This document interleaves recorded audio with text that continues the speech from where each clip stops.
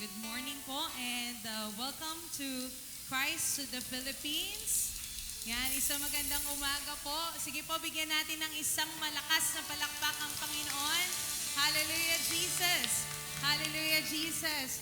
And here in Christ to the Philippines, ano nga po tayo? We are a growing, multiplying, and disciple-making church reaching out to the Philippines and to the nations for God's glory. Amen. So, yan, masayang-masaya po kami at nakita ko po kayong lahat dito. And sino po sa inyo ang excited na magpuri sa Panginoon at makarinig na kanyang salita? Amen. Amen. And sa oras na ito po, kanina pinag-uusapan po namin sa worship team, sa team po ngayon, sa buong production ngayong Sunday na ito na yung verse from Jeremiah chapter 29 verse 13. Yun. You will seek me and find me when you seek me with all your heart. Sabay-sabay nga po nating banggitin. Jeremiah chapter 29 verse 13. You will seek me and find me when you seek me with all your heart. Again, you will seek me and find me when you seek me with all your heart. So, patuloy po tayong lumapit sa Panginoon with an open hand, with an open heart, na patuloy na nagpapabago sa Kanya. And patuloy din po natin maging desire yung isik natin si Jesus. Amen po ba? Amen. Sige po, let's come to God in prayer and in humility sa ating Panginoon. Yes, Jesus, we worship you, God. Glorify your name, Father. We lift your name on high, O God. Thank you, Lord Jesus. We acknowledge, Lord God, your presence, Panginoon, sa umagang ito, Lord God, sa lugar na ito, Lord, sa aming mga puso, Lord God. Thank you, Jesus, for this beautiful day, God, na binigay niyo po sa amin. This hope, Lord, that we have in us, Lord God, that you have plans for us, Father. And I pray, God, that you continually, Lord God, na mangusap, Panginoon, sa puso namin, Panginoon, and let your Holy Spirit teach us, Lord God. And that is our hope, Lord. Iniwanan mo nga po, Lord God, yung Holy Spirit, Lord God, to teach everything, Lord God, sa amin, Lord God. At kami po, Lord, ay nagpapasakop, Panginoon, sa iyo, Lord God. Lord, truly that we can't do anything, Lord God, without you, Father. And alam po namin, Lord, na ang buhay ay sa iyo lamang, Lord God. Kaya we want to live life, Lord God, na pleasing, Panginoon, sa iyong harapan, Lord God. And continue, God, to change us, Lord God. Continue, God, to dwell, Panginoon, in our hearts, Lord God. And I pray, Lord, that we will desire you more and more, Panginoon, moment by moment, Panginoon, ng buhay namin. Maging sensitive po kami, Lord God. Maging discerning po kami, Lord God, sa working, Lord God, ng Holy Spirit, Panginoon, sa aming mga buhay. Kaya we ask, Lord God, that you come, Jesus, sa puso namin, Lord God.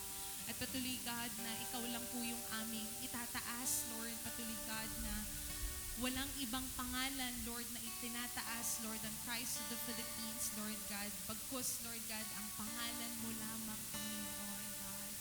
And I pray, God, that ang aming worship ngayon, Lord God, ay patuloy na mag-invite sa amin to really come, Lord God, with an honest heart, to really come, Lord God, as we are, Panginoon, in you, Lord God. Salamat po, Lord God, at patuloy kaming umaasa, Panginoon, na may gagawin ka po, Panginoon, sa aming buhay, Lord God, and that you are victorious, Panginoon, sa buhay namin and sa community ito, Father. Thank you, Lord, and we lift your name on high. In Jesus' name we pray. Amen and amen. Hallelujah. Come on, let's give God the best clap of praise. Hallelujah, hallelujah. Our God is fighting for us. Amen.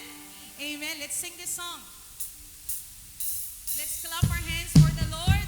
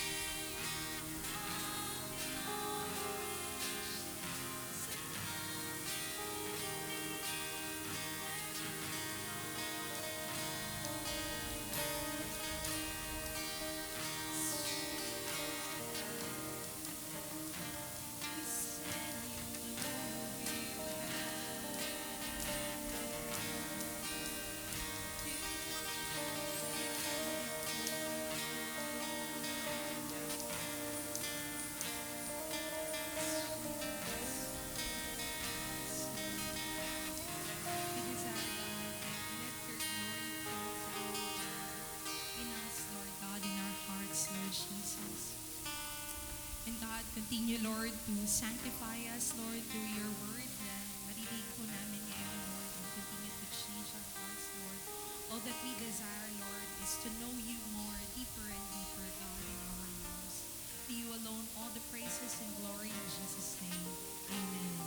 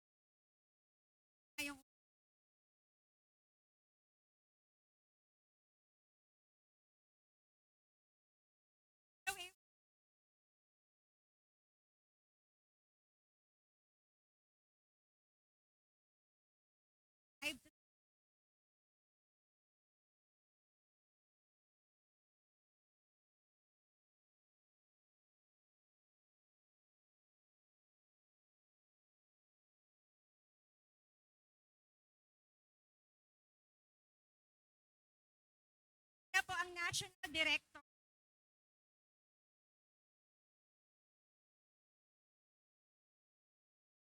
Deputy Director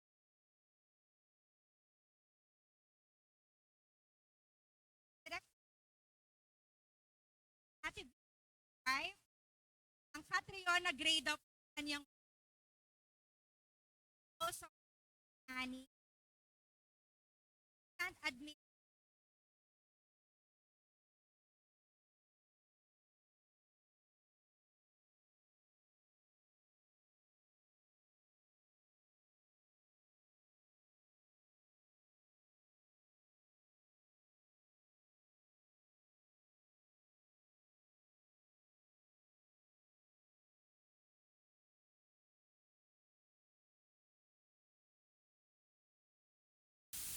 It's been 2 years, 2 taon na po nakakaraan since we came here. So, every time na bumabalik kami dito sa CTTP Nagcarlan, it feels like going back home. No? Parang bumabalik kami sa tahanan namin. So, I consider CTTP my second home. No? So, you are my family. Yeah. Okay, so let's go straight to the Lord's message for us this morning. So let's pray.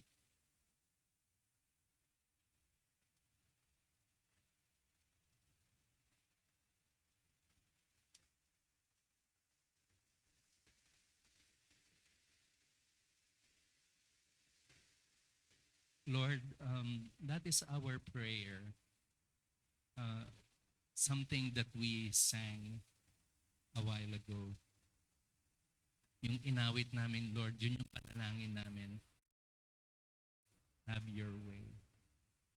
Have your way this morning.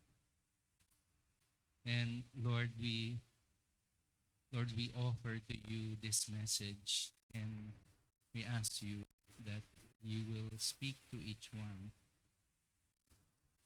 Speak to each one, Lord, that is so personal and unique. And we commit our time to you in Jesus' name. Amen. So, tinanong ko si Rhea, ano ba yung tema ninyo for, not just for this month, itong buong taong ito, ang tema ninyo is walking in grace and truth. And that is what I will be talking about. And kukunin na, ang main text natin is from John chapter 1 verse 14. Can we read all together loud?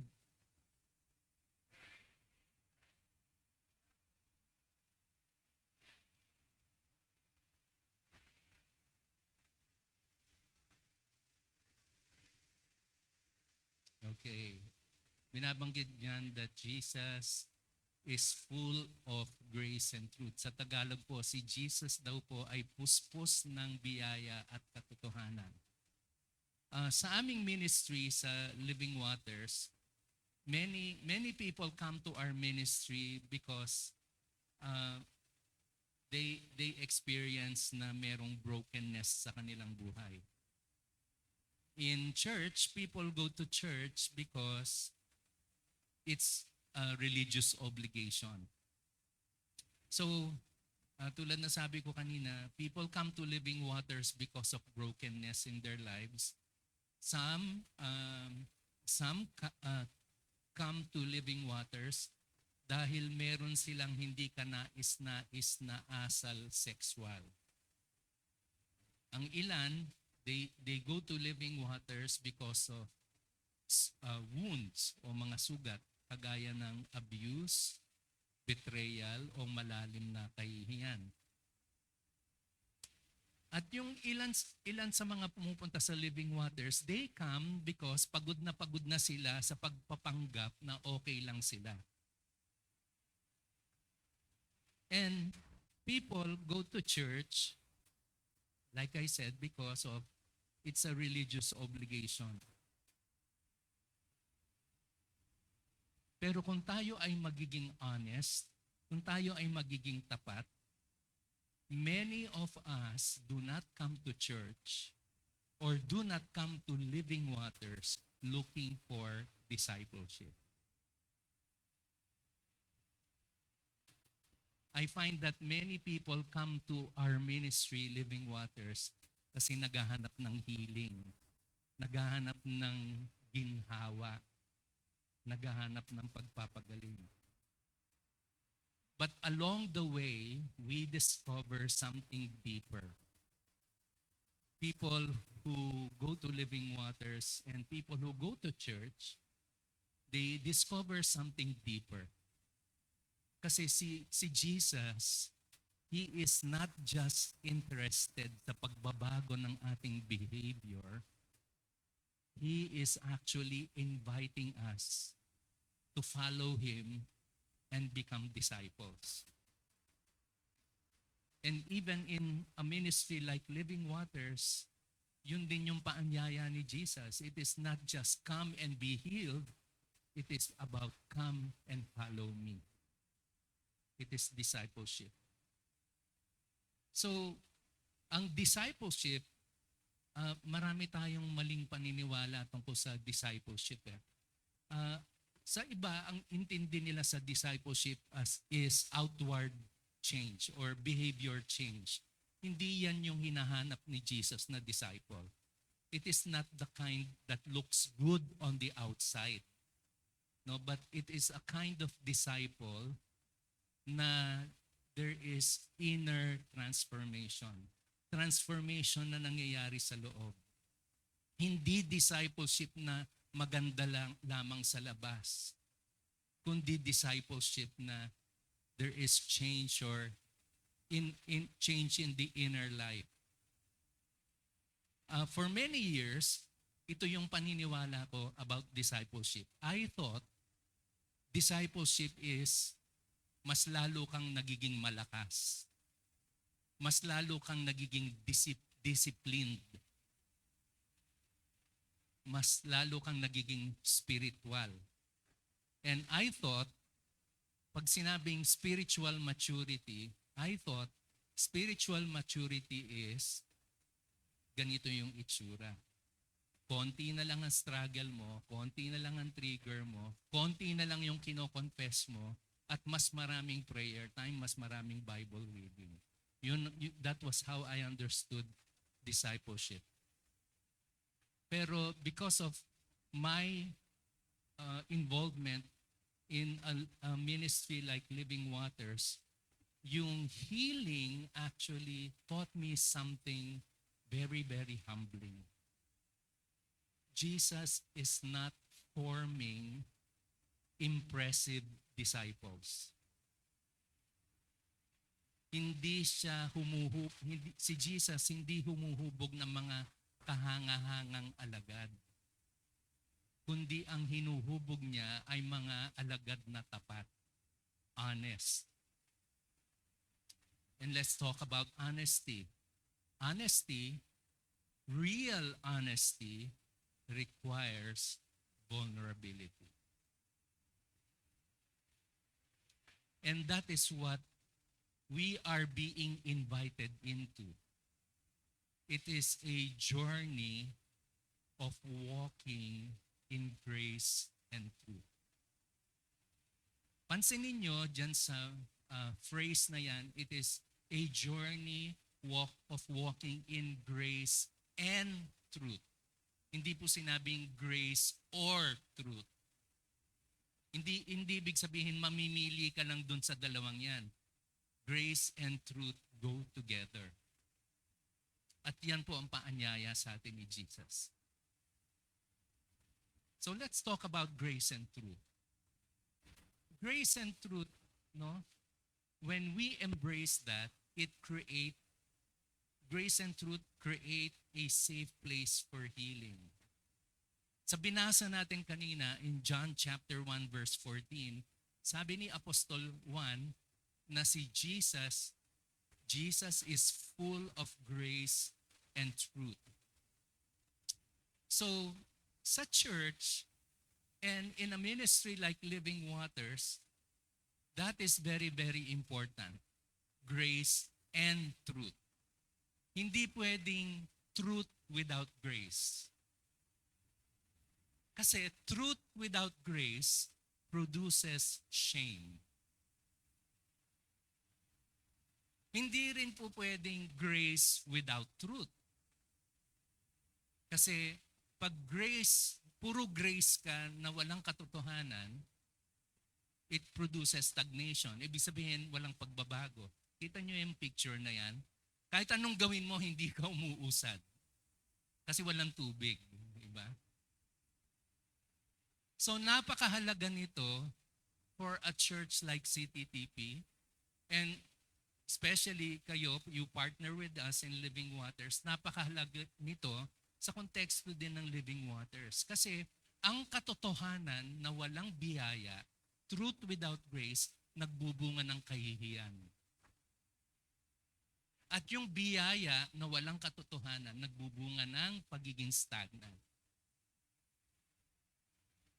I think many of us have experienced truth without grace. Alam niyo ano yung itsura ng truth without grace? Kinonfront ka kasi nagkasala ka. Kinorek ka. So you were exposed, but you were not understood. Hindi ka inunawa. And you did not feel safe. And so dahil na-expose ka, at imbis na pangalagaan ka, what did you do? Dinesisyonan mo na lang magtago. Kasi na-expose, ayaw mo ma-expose, so magtatago ka na lang. And so many of us experience that. Ang ilan sa atin, we have experienced grace without truth. No? Mababait sa'yo yung mga tao, ina-affirm ka, maunawain sila sa'yo, pero no one challenged your sinful patterns. No one called out your behavior. And so here is what healing taught us. Kapag absent ang grace, where grace is absent, people hide. And when truth is absent, people do not heal. So a ministry like Living Waters, it works because Living Waters holds these two together. Ini-embrace ng Living Waters itong grace and truth. That is why our ministry works. Because in a ministry like Living Waters, there is radical grace. Alam niyo yung for the first time na nag-confess kayo ng sinful patterns ninyo, you were welcome. You were not condemned. You were accepted. You are not beyond redemption. And there is also radical truth. No? Kahit na inuunawa ka, tinatanggap ka, you are being called out in your sin. Kaya that is why Living Waters is so effective. Si Jesus never asked us, hindi tayo hinihiling ni Jesus na tayo ay gumaling na mag-isa. He always calls us into community. And so when we experience grace, no, ang grace, sinasabi ng grace sa atin ay hindi ka kinokondemn. At ang sinasabi sa atin ng katotohanan ay you are invited to change. So grace and truth create a safe place. Healing, my next point, healing begins when we are open and honest. Okay, let me say this very, very clearly in a context like Living Waters. You cannot heal what you refuse to name. Hindi mo mararanasan ang pagpapagaling ng Panginoon sa isang bagay na ayaw mong pangalanan. Kasi healing requires vulnerability. No? Healing does not mean nire-require ka namin ng perfection. It is not perfection. It is not spiritual performance. It is not yung testimony na malinis, 100%. Yung parang hindi na kayo nag-struggle. Meron kami na encounter na sa isang church na tinutulungan namin ngayon. So merong mga leaders na nag-leadership training ngayon, part na sila nung team nitong church na ito. At yung ilan sa kanila, sinasabi nila, tapos na ako dyan sa issue na yan. No. Hindi totoo yan. Hindi totoo yan. No? Yung parang tapos na si Jesus sa'yo, dapat nasa langit ka na. So, vulnerability does not mean perfection. It does not mean spiritual performance. It does not mean makintab na testimony. This is what vulnerability is. Vulnerability means telling the truth. No? Pagsasabi ng totoo tungkol sa mga sugat natin. No? Ibig sabihin, inaamin natin na, alam mo, ito pa, dinadaanan ko pa rin ito, itong sugat na ito. Malalim pa rin yung rejection issue ko. We are also telling the truth about our coping behaviors. Pasensya na kayo, walang direct Tagalog translation na ito. Pero subukan ko through an example. Nireject ka. Ngayon, ayaw mong madama yung pain na yon, kaya pupunta ka sa pornography. Yun yung coping behavior. Ano yung panggamot mo para hindi mo harapin yung pain? Yun yung coping behavior. We also tell the truth about our triggers. O yung mga nagli-living waters dyan. Di ba hanggang ngayon may mga trigger pa kayo? O, ako meron pa rin eh. We tell the truth about our fears. Our fears, and we also tell the truth about our resistance. Sinasabi na ni Jesus sa'yo, patawarin mo ito patawarin mo itong magulang mo. Ay, saka na Lord. Saka na lang. We resist. So ito yung mga, these are the things we bring into the light. No? We tell the truth.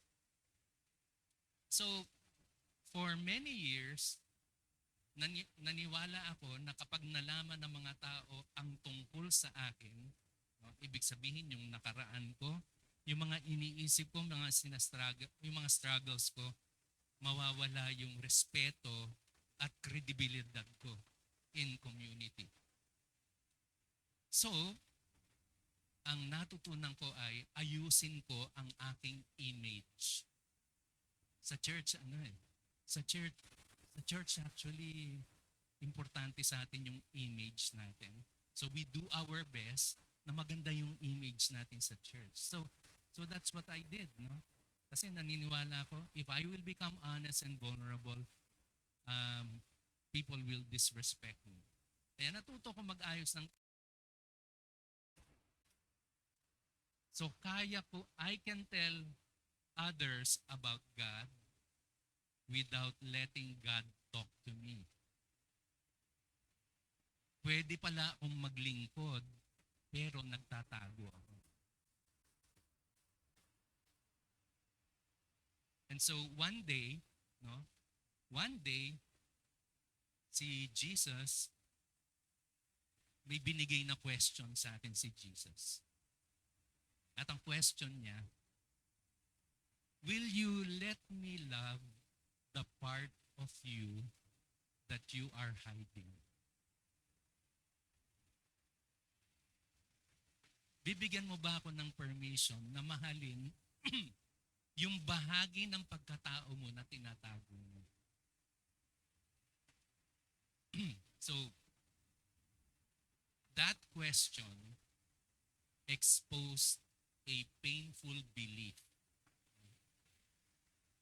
na yung belief na yon ay ang mahal lang, ang iniibig lang sa akin ni Jesus ay yung healed version ko.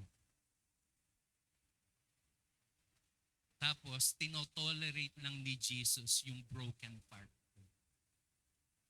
No? So, naniniwala ako, mahal lang ako ni Jesus kapag maayos ako. Pero yung basag kong pagkatao, tinitiis lang ni Jesus. So, Living Waters taught me this truth. Healing begins when our story is brought into a safe place of grace. Nagsisimula ang paggaling kapag ang ating kwento ay inilagay sa isang ligtas na lugar na may biyaya. And so ang vulnerability, it is not weakness.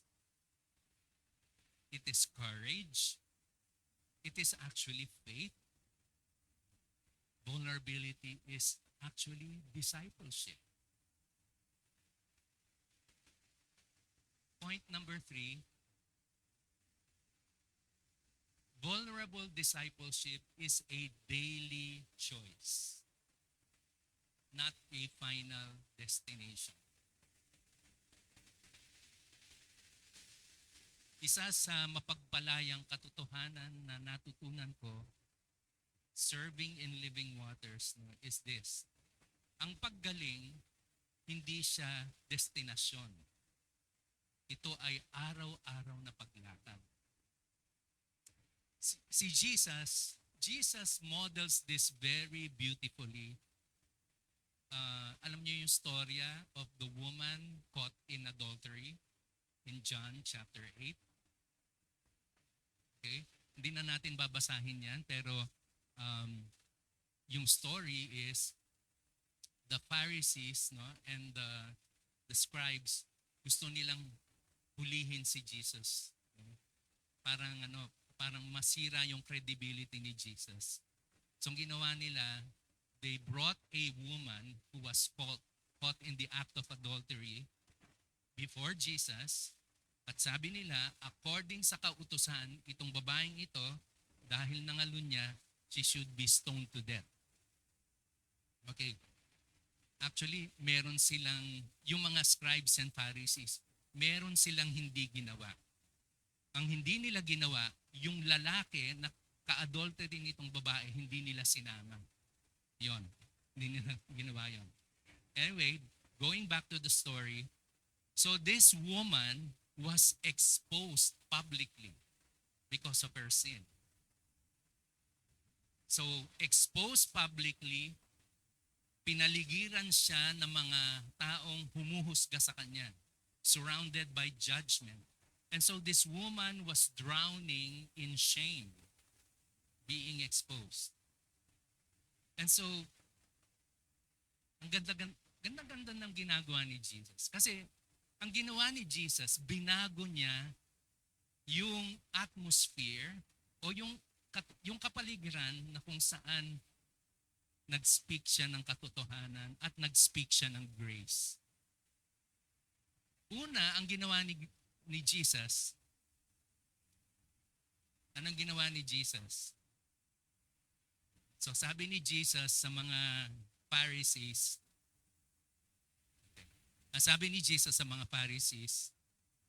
ang sino man sa inyo na walang kasalanan, siya ang unang bumato. At unti-unti, isa-isa nag-alisan. Until ang natira na lang ay si Jesus at yung babae. And then Jesus says something to the woman. Sabi ni Jesus, nasaan ang humuhusga sa iyo? May humuhusga pa ba sa iyo? At sabi ng babae,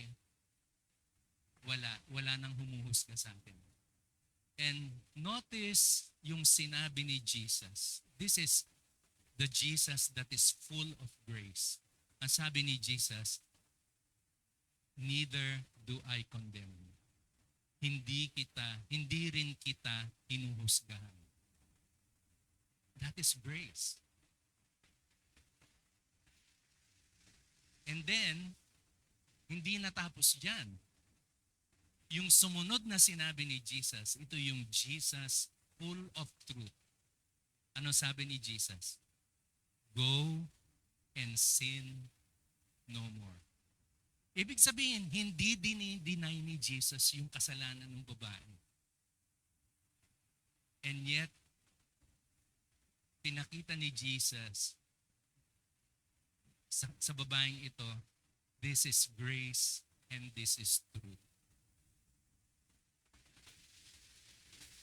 And that is the heart of discipleship in Living Waters. And I hope ito rin yung heart ng discipleship ninyo, CTTP. The heart of discipleship is honest prayers instead of correct prayers. Alam niyo yung isang example ng correct prayers? Yung parable of the Pharisee, the tax collector and the Pharisee. So dalawang tao pumasok sa temple, yung isa Pharisee, sabi ng Pharisee, Lord, nag-aayuno ako, I fast, I tithe. Ibig sabihin, pinakita niya dun kay God, pinray niya kay God, ito yung mga ginawa ko para sa iyo. That's a correct prayer. Pero yung honest prayer ay yung panalangin ng tax collector. Sabi nung tax collector, Lord, have mercy on me, a sinner. That is the heart of discipleship. Maging honest tayo kay Lord and to others. It is also early confession instead of secret struggle. Marami kasi sa atin, sa church, ganito, oo, may struggle ako, pero kami na lang dalawa ni Lord ito. Alam nyo, I will say this lovingly, kailangan nating pagsisihan yung ating ilusyon na kaya nating mag-isa ito. Ilusyon po yun. Ang panawagan po sa atin ng Panginoon is bring our sin into the light of community. That is why we have confession. No? So hindi pwedeng secret. The heart of discipleship is also asking for help instead of managing appearances. Instead na pinagbubuti natin yung image natin sa church, ay matuto tayong humingi ng tulong. No? Kaya nga meron tayong discipleship groups Kasi we need support. No? Kailangan natin ng support para sa ating nilalakaran sa buhay. No? That's why we have accountability groups. And then, fourth, we choose connection over isolation. Parang may kinalaman yan dun sa number 2 kanina, yung secret struggle. Yung nga, hindi pwede po yung lone ranger dito sa sa Christian life. Kailangan po natin ang bawat isa. Last Thursday sa aming prayer meeting sa Living Waters, yung devotional po namin, si Hazel ang nag-lead. No? Ang devotional po namin was about the body. No, yung katawan, the church. And the church as a body, pwede natin siyang i-compare sa physical nating katawan. Okay. Jun, pagka itong braso mo, tinanggal mo, ano mangyayari sa braso mo? Mawawalan ng buhay yan, di ba? Mamamatay yung braso natin pag tinanggal natin. No, pag sinabi ng braso sa ating katawan, hindi ko na kayo kailangan, ako na lang mamumuhay mag-isa. Hindi, mamamatay po yung braso ninyo. it is the same with the body of Christ. Pagka pinili po natin na mula ngayon, kami na lang ni Lord, mamamatay po kayo kasi God, ang intention po ng Panginoon, we are connected. No, just as the parts of the body are connected to one another. Hindi po natin kaya mag-isa. We need each other. That is the face of discipleship.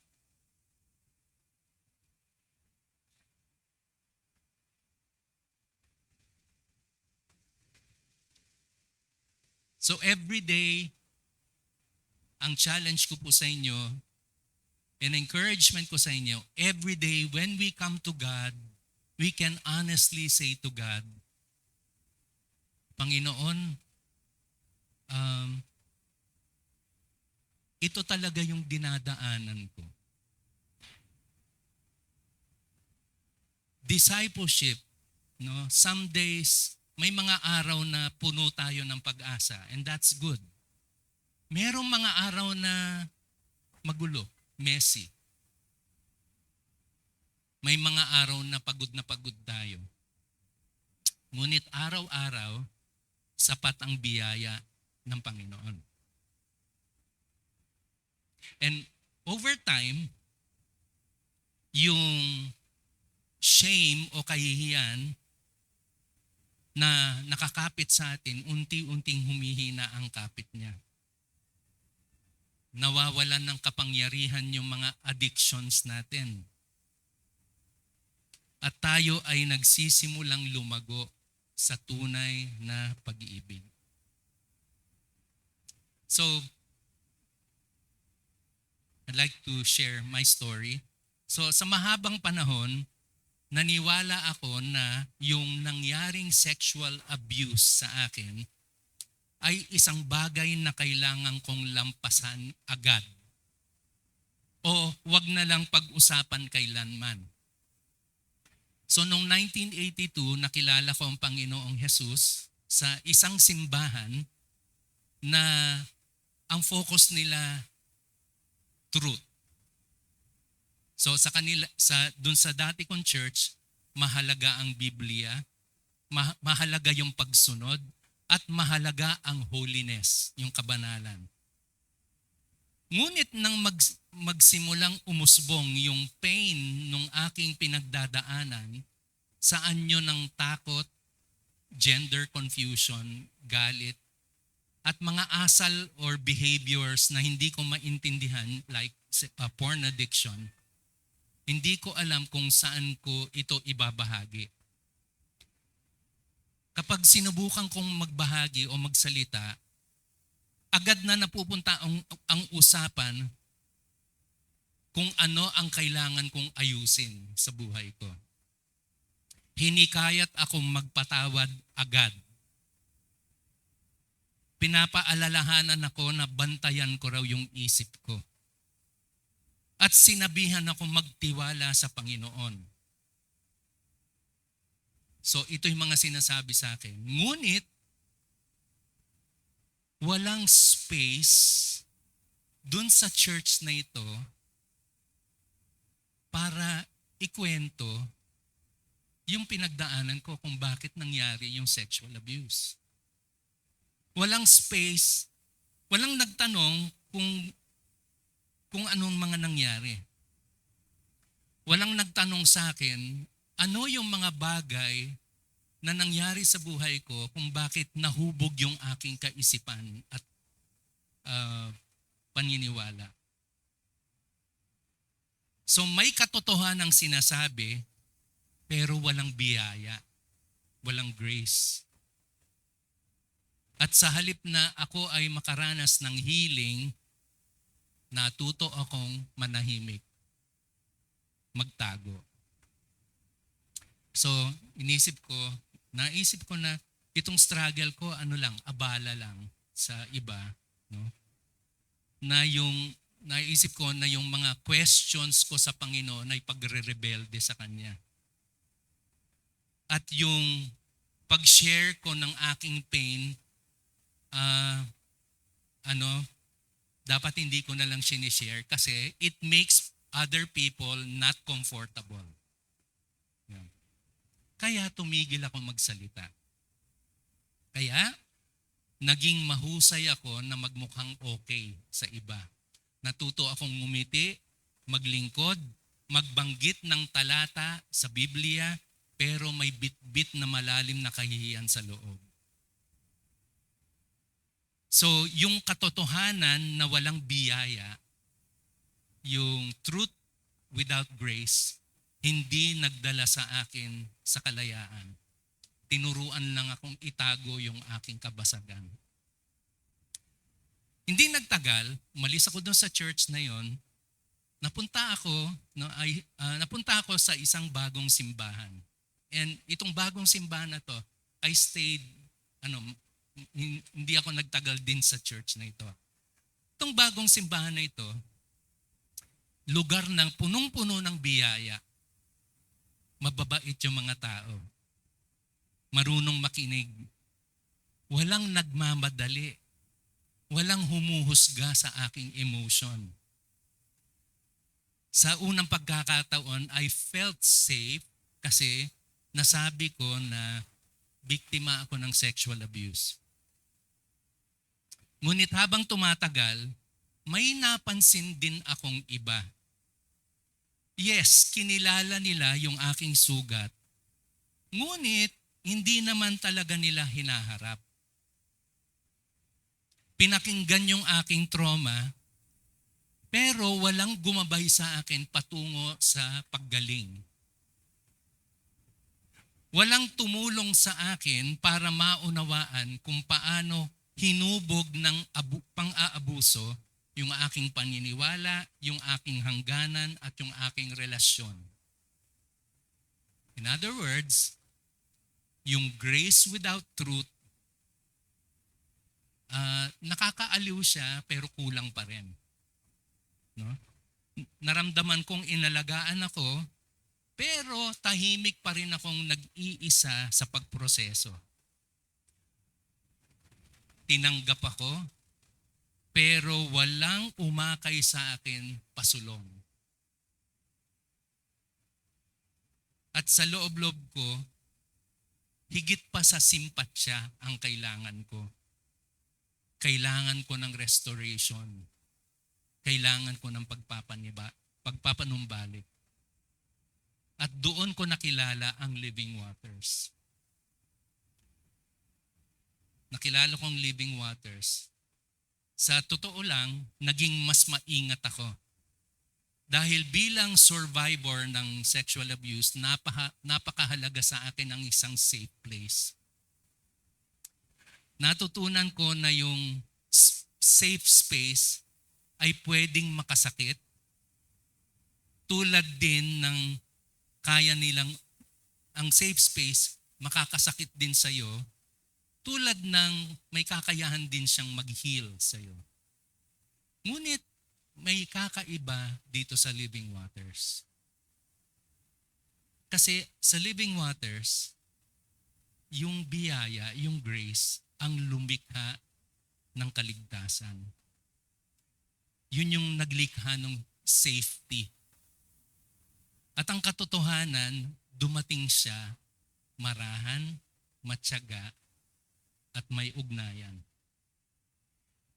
Hindi kailanman ako sinisi sa nangyari sa akin. Hindi ako pinilit magpatawad kaagad bago ako maging handa. Hindi pinagwalang bahala yung aking trauma sa ngalan ng pananampalataya. Sa halip, inimbitahan akong sabihin ang buong katotohanan. Hindi lamang kung ano ang nangyari, kundi paano ito nakaapekto sa aking katawan, sa aking halaga bilang tao, sa kakayahan kong magtiwala, at even sa pagtingin ko sa Panginoong Diyos. So ang katotohanan na sinabi ko ay hindi ginamit para itama ako. Ginamit ito upang unawain ako. At ang biyaya ay hindi ginamit upang iwan ako sa aking kinalalagyan. Ginamit ito upang samahan ako patungo sa paggaling.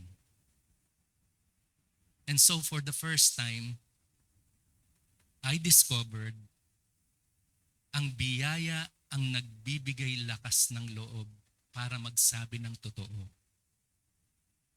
At ang katotohanan ang nagdala ng tunay na paggaling sa biyaya. I realized na dito sa Living Waters, hindi ko kailangang magmadali. Ngunit hindi ko rin kailangang mag-isa. Natutunan ko na ang paggaling hindi nangyayari sa isang iglap. Dumadating ito sa maliliit na hakbang. Pagpangalan ng pain, pagluluksa sa mga nawala sa atin, pagkatuto sa tamang boundaries, prayer, at unti-unting pagbabalik ng tiwala. At higit sa lahat, mas nakilala ko si Jesus. Hindi isang Jesus na bigo sa akin. Hindi isang Jesus na hindi nagtanong, bakit hindi mo pinigilan? Kundi isang Jesus na nagsabing, nakikita kita, kasama mo ako noon, at narito pa rin ako hanggang ngayon. Hanggang ngayon, patuloy pa rin akong gumagaling. Patuloy akong nangangailangan ng biyaya. At patuloy pa rin akong nangangailangan ng katotohanan. Ngunit ngayon, alam ko na ang mga bagay na ito. Ang katotohanang walang biyaya ay nagpapatahimik sa akin. Ang biyayang walang katotohanan ay nagpatigil sa akin. Ngunit ang biyaya at katotohanan na magkasama ay nagbabalik sa akin sa buhay. Hindi minadali ni Jesus yung aking paggaling. Kasama ko siya sa aking nilalakaran. At sa unang pagkakataon, natutunan ko na ang aking kwento, kahit ang aking masasakit na bahagi, ay may lugar sa kamay ni Jesus dahil siya ay puspos ng biyaya at katotohanan. Kaya sa umagang ito, ang paanyaya ni Jesus sa atin ay hindi nagbago. Ang paanyaya pa rin sa atin ni Jesus ay sumunod ka sa akin. Follow me. Hindi sinabi ni Jesus na ayusin mo muna yung sarili mo bago ka sumunod sa akin. Hindi yun ang sinasabi ni Jesus. Hindi sinabi ni Jesus na magpagaling ka muna bago ka lumapit sa akin. O kaya, hindi naman sinabi ni Jesus na try harder. Ang sabi lang ni Jesus, very, very plain, follow me. Follow me. Kung kahit nasa anong sitwasyon mo sa buhay, follow me. Follow me.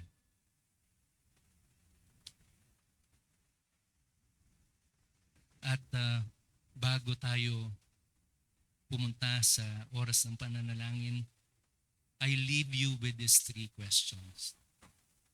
Una, what truth have you been carrying alone?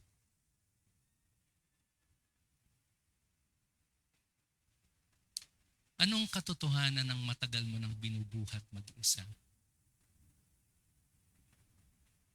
Pangalawa, anong bahagi ng iyong kwento ang pakiramdam mo ay hindi pa ligtas pangalanan? At pangatlo, saan mo kailangan ng biyaya?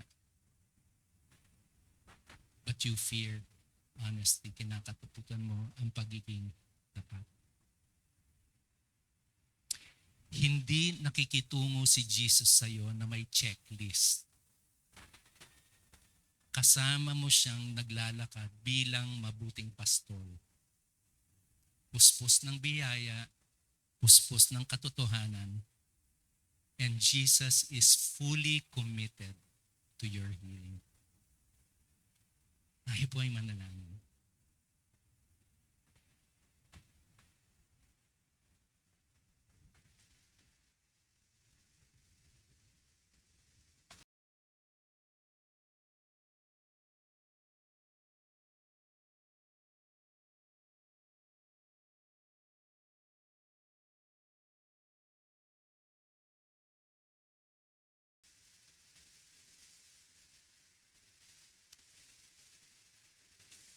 I don't normally do this in a Sunday service. Pero as you were listening to this message,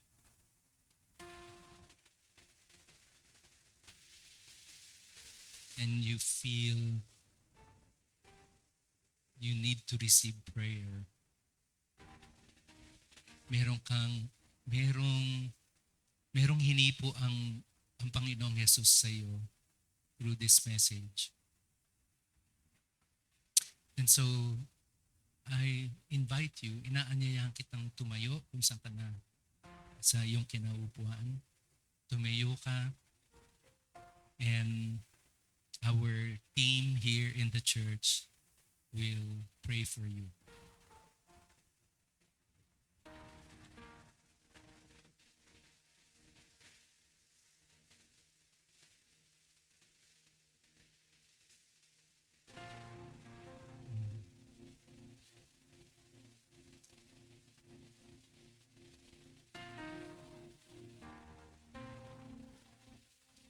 Yeah.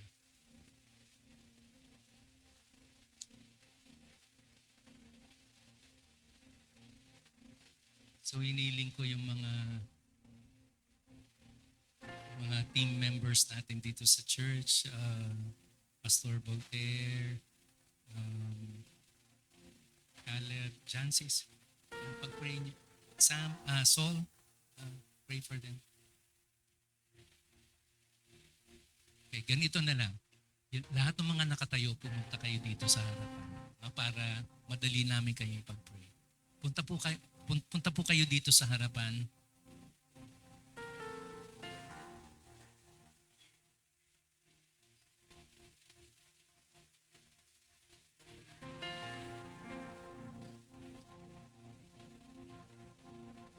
Okay.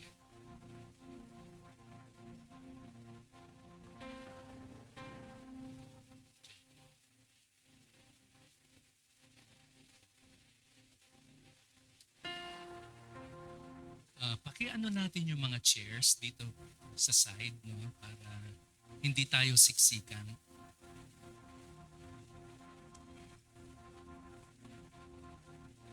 Okay.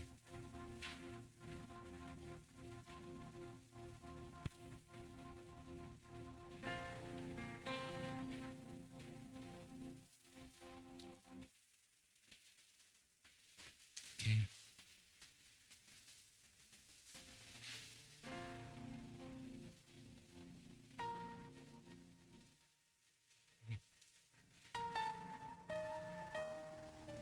Sige po. So, let's pray.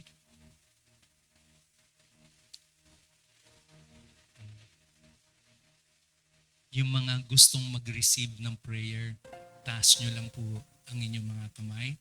Kapag meron na pong nag-pray sa inyo, ibaba nyo na po. No? Para alam namin kung sino pa yung hindi na ipag-pray.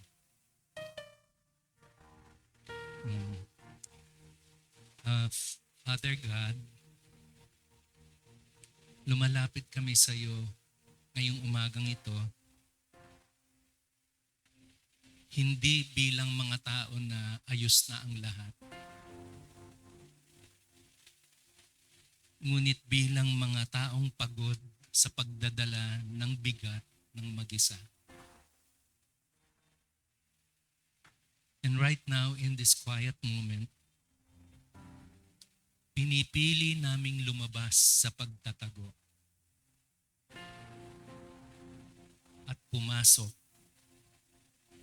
sa mapagmahal mong presensya. Lord Jesus, salamat po na ikaw ay puspos ng biyaya at katotohanan. Hindi mo kami hinihiya sa aming pagkabasag. At hindi mo rin kami iniiwan dito.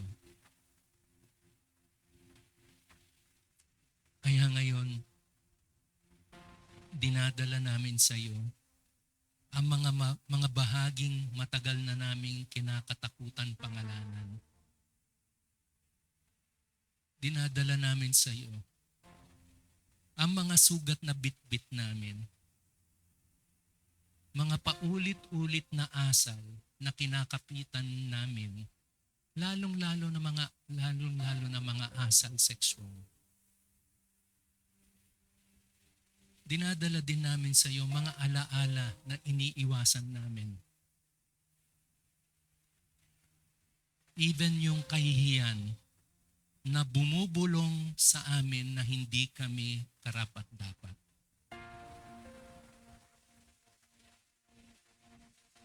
Dinadala namin ito sa iyo, Lord, hindi para hatulan kami, kundi dinadala namin ito para pagalingin kami. And so, this morning, Jesus, we choose vulnerability kaysa pagpapanggap. We choose honesty over hiding. And we choose connection over isolation.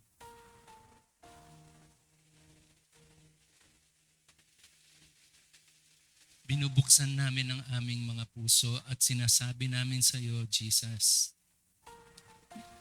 Jesus, ito talaga ako. Katagpuin mo ko dito. Dito kung nasaan ako ngayon. Kung anong kalagayan ko sa buhay ngayon. At ibuhos mo ang iyong biyaya. Sa mga bahaging pakiramdam namin ay hindi kami kaibig-ibig.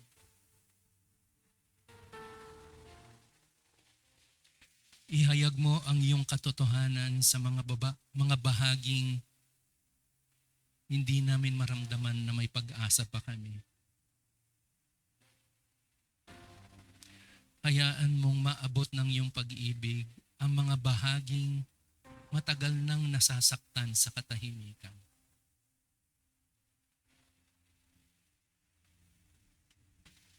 Holy Spirit,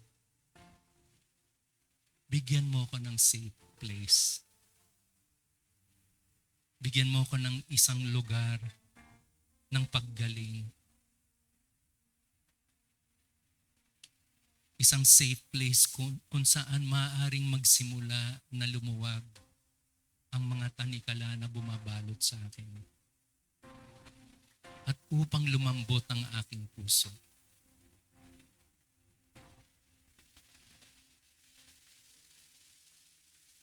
Jesus, pinipili naming lumakad kasama ka sa biyaya at katotohanan. Akayin mo kami sa kalayaan. Akayin mo kami sa paggaling. Akayin mo kami sa buhay.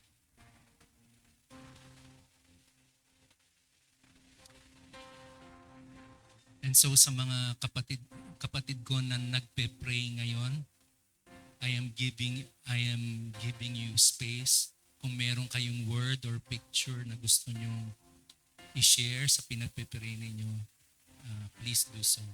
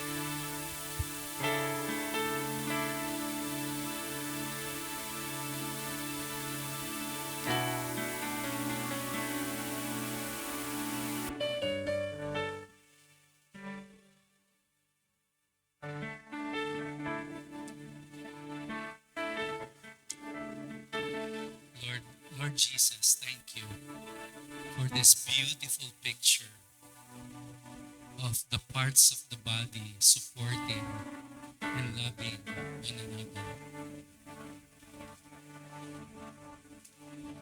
And so, Lord, may this continue, Lord. I pray, Lord, magpatuloy ito sa church na ito. Na that we are here for one another, that we support and encourage one another. But most of all, we pray,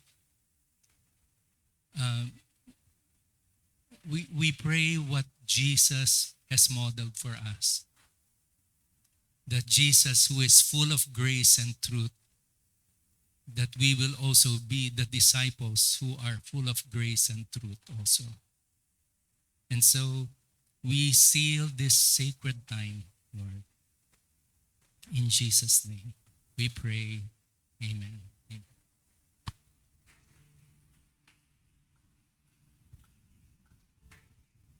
Amen. Pwede po bang dito po tayo na lang lahat para medyo ano na po yung upuan natin. Pero let's worship God po. And patuloy po tayong mag-respond dun sa kabutihan ng Panginoon na though we are weak, yet God is strong.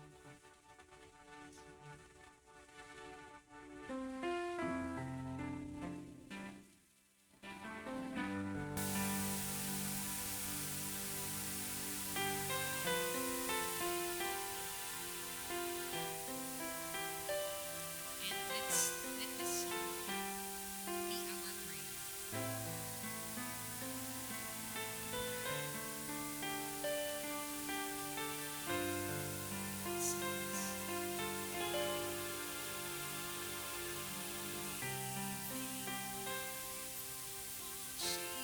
Jesus Christ becomes to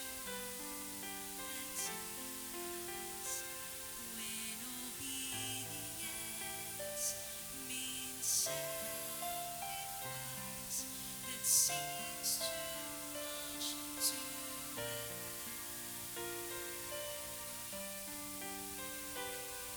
that's when I learn that my own strength isn't really strength at all. And I find rest in humbleness when I surrender all. Sings church. In my weakness, He is strong. In my need, He leads me on. When I come to the end of all I am, and I place my trust in Him, that's when His strength begins.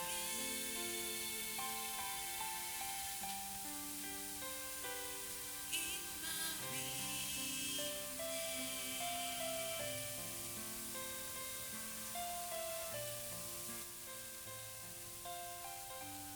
this be our prayer. When failures in my human strength have weakened all my pride and ruined hopes in fallen dreams have crumbled me inside. It's then by grace, it's then by grace I finally see the strength of Jesus Christ.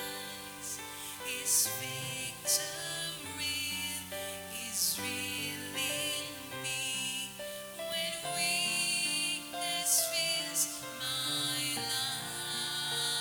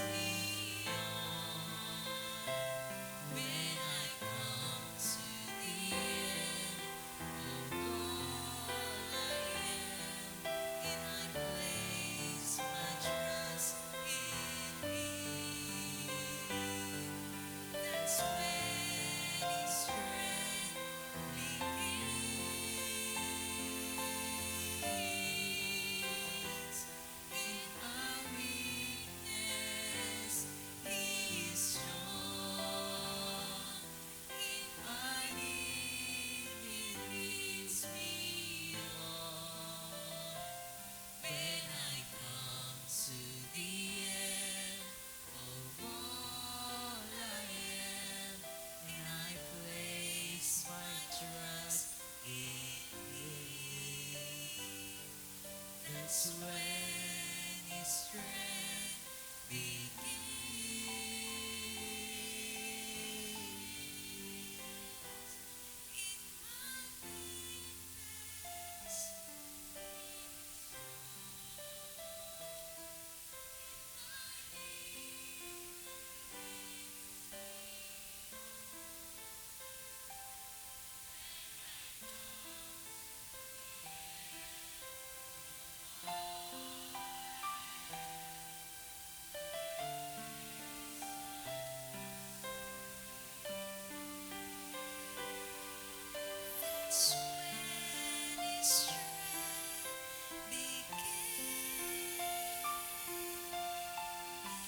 the last time,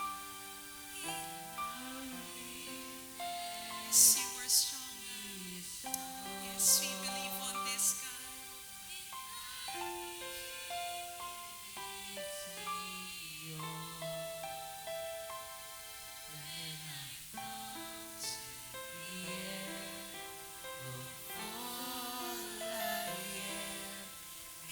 Place my trust in Thee. That's when His strength begins. That's when His strength begins. That's when His strength begins.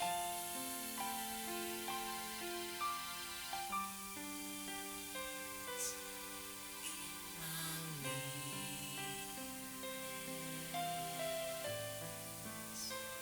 yes, Jesus.